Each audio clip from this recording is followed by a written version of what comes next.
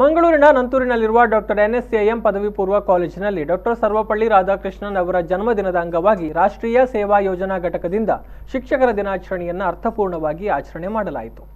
ಕಾಲೇಜಿನ ಪ್ರಾಂಶುಪಾಲರಾದ doctor Naveen K Shetty ಅವರು ಶಿಕ್ಷಕರ ಆದರ್ಶ ಗುಣಗಳ ಬಗ್ಗೆ ಮಾತನಾಡಿ ಎಲ್ಲರಿಗೂ ಶುಭ ಹಾರೈಸಿದರು.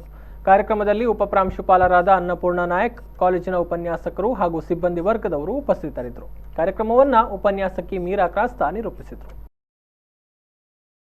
Sarvapalli Radhakrishnan is a person who moved from rural to urban. ಹಳ್ಳಿಯಿಂದ ಡೆಲ್ಲಿಗೆ ಹೋದ ಪ್ರಪ್ರಥಮ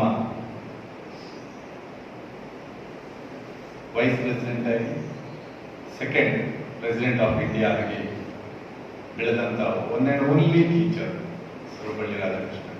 the great teacher, simple, humble, and being a teacher holding such a greatest position is a great achievement. He is a model to us and we have to follow him. His simplicity and the technique of acquiring knowledge. It